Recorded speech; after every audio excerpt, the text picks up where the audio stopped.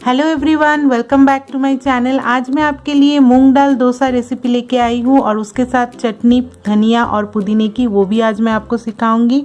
ये रेसिपी बहुत ही एक हेल्दी ब्रेकफास्ट ऑप्शन है, खास करके जो लोग वेट लॉस प्लान कर रहे हैं उनके लिए तो बहुत ही फ़ायदेमंद है। और आप सभी को पता है कि मूंग दाल एक प्रोटीन का बहुत ही हाई रिच सोर्स है, तो वेजिटेरियन जो लोग भी हैं उन लोगों के लिए भी ये रेसिपी बहुत ही फ़ायदेमंद रहेगा। तो चलिए देख लेते हैं क्या क्या चाहिए इस रेसिपी को बनाने के लिए। उससे पहले आप सभी को बता दें कि अगर आप मेरे चैनल पे नए हैं तो प्लीज़ मेरे चैनल को सब्सक्राइब करें और बेल आइकन को ज़रूर प्रेस करें। यहाँ पे मैंने लिया है 2 छोटा कटोरी छिलके वाली मूंग दाल और 1 कटोरी रेगुलर बॉइल्ड राइस यानी कि चावल जो आप हर रोज़ बनाते हो, और इसको मैंने रात भर भिगो के रखा था। अभी मुझे चाहिए 4 से 5 लहसुन के टुकड़े, 5 से 6 हरी मिर्ची और 1 नींबू। यहाँ पे मैंने 2 बड़ा चम्मच मूंगफली लिया है, 1 छोटा चम्मच जीरा, नमक स्वाद अनुसार, और धनिया और पुदीना इसको मैंने धो के रखा है। तो चलिए मैं अभी डोसे का जो बैटर है वो रेडी कर लेती हूँ। एक मिक्सिंग जार में मूंग दाल और चावल के मिश्रण को डाल दिया है। अभी डाल देंगे इसमें 3 से 4 लहसुन के टुकड़े। आप जितना लहसुन पसंद करते हो उसके हिसाब से डालिए। फिर मैंने 3 हरी मिर्चियाँ डाल दिया है। फिर मैं यहाँ पे डालूंगी नमक स्वाद अनुसार। अभी डाल देंगे 2 छोटे चम्मच जैसा पानी। अभी मिक्सी में पीस लेंगे। तो आप देख सकते हो बहुत ही स्मूथ सा बैटर रेडी हो गया है। अभी बाकी बचे हुए मूंग दाल और चावल को भी सेम तरीके से मिक्सिंग जार में इसको ग्राइंड कर लेंगे। तो चलिए कर लेते हैं। तो यहाँ पे आप देख सकते हो मैंने डाल दिया है बचे हुए चावल और दाल के मिश्रण। अभी इसमें डालेंगे थोड़ा सा पानी, 2 छोटा चम्मच जैसा, नमक स्वाद अनुसार। इसको भी अच्छा वाला स्मूथ सा पेस्ट बना लेते हैं। तो देख सकते हो मेरा पेस्ट बन गया है और इसको मैं कटोरी में निकाल के रख देती हूँ। ये बैटर डोसा बैटर जैसा ही है, बहुत ज़्यादा मोटा भी नहीं, बहुत ज़्यादा पतला भी नहीं। ठीक है, अभी इसको 1.5 घंटे के लिए साइड पे रख देते हैं।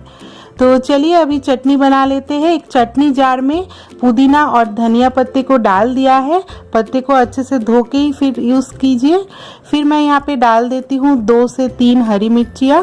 फिर मैं डाल दूँगी 4 से 5 लहसुन के टुकड़े।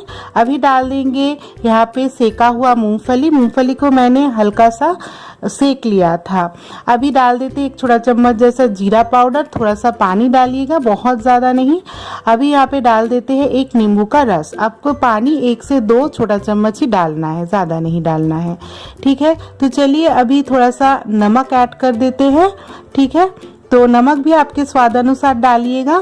ओके, तो अभी चलिए इसको मिक्सी में अच्छा सा पेस्ट बना लेते हैं। तो यहाँ पे देख सकते हो मेरा चटनी जो है रेडी हो गया है। तो बहुत ही हरा एंड बहुत ही अच्छा है ये चटनी। तो चलिए अभी डोसा के लिए प्रिपेयर कर लेते हैं।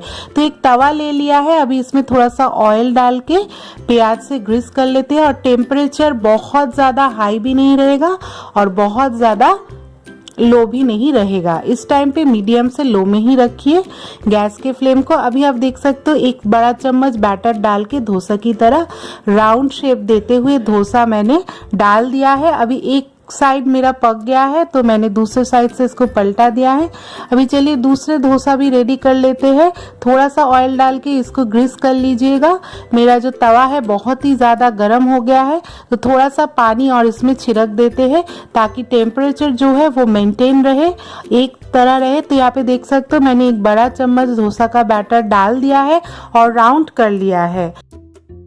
तो एक साइड से पक जाएगा तो दूसरे साइड भी मैं अभी इसको पलटा दूंगी। ठीक है, आप कितना क्रिस्पी डोसा खाना चाहते हो उसके हिसाब से आप इसको सेकिए। ठीक है, तो मेरा जो डोसा है वो रेडी हो गया है, आप देख सकते हो। अभी इसको ये प्रोसेस में करीबन 5 से 6 मिनट लगते हैं मीडियम से लो फ्लेम में। अगर आप हाई में रखोगे ज़्यादा हो जाएगा, स्वाद उतना अच्छा नहीं होगा, जल सकता है। इसके लिए थोड़ा सा धीमे ही आंच रखिए तो अच्छा है। तो अभी चलिए डोसे को जो है निकाल लेते हैं प्लेट में। अभी चटनी के साथ सर्व करिए और ये यम्मी डोसा का मज़ा ज़रूर उठाइए। ये खाने में भी बहुत स्वादिष्ट है और हेल्दी भी है। ये रेसिपी अगर आपको अच्छा लगा तो प्लीज़ कमेंट करके बताइए, और मेरी रेसिपीज़ में अगर कुछ इम्प्रूवमेंट करना ज़रूरी है आपको लगता है तो प्लीज़ कमेंट दीजिए।